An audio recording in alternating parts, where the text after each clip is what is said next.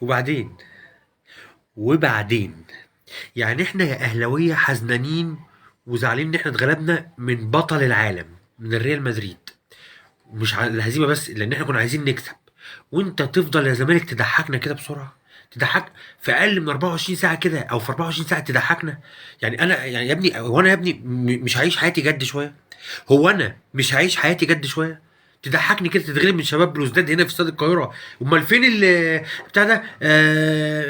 المره دي مش هنسيبها، اديك سبتها يلعبوا لك فيها اهو. المره دي الزملكاويه والزمالك، المره دي مش هنسيبها، اديك سبتها للشباب يلعبوا لك فيها، شباب بلوزداد. معلش، اصل العيال اربعه حصان، العيال لسه بخيرها، فكيفوك. ما تسيبهاش يا حبيبي للشباب تاني، ما تسيبش المصلحة للشباب تاني. انت اللي قلت المرة دي مش هنسيبها، اديك سبتها. اتغلبت من شباب بلوزداد في اول دوري المجموعات اهو. يا ابني بتقارني، يا ابني بتحفل على مين؟ بتحفل عليا وانا مغلوب من ريال مدريد؟ يا ابني هو انا مغلوب من بني عبيد يا ابني؟ يا ابني هو انا مغلوب من فاركو ولا من المحله؟ هو انا مغلوب من شباب بلوزداد؟ حق، انا مغلوب من ريال مدريد، مش بطل اوروبا، ده بطل العالم. بطل العالم، انا مغلوب من بطل العالم. وانا غلبان بطل افريقيا بس. انا بطل افريقيا وثالث عالم، لكن انا مغلوب من بطل العالم. هتفضلوا كده اضحوكه. يعني والله العظيم ما بهزر. انا كنت لما كنت بعد ما هزيمه ريال مدريد، ريال مدريد هزم الاهلي، كنت بقول ان انا هخرج من مود الحزن ده ازاي؟ لا، يوم الجمعه اكيد هنفرح. وفعلا يوم الجمعه جت وفرحنا. 1-0 على الهادي. بتوع شباب بلوزداد ما عندهمش خبره، كانوا يقدروا يحطوا 3 و4.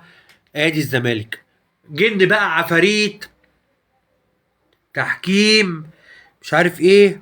انت ضايع. احنا مسابقينكم ب 3000 سنه ضوئيه.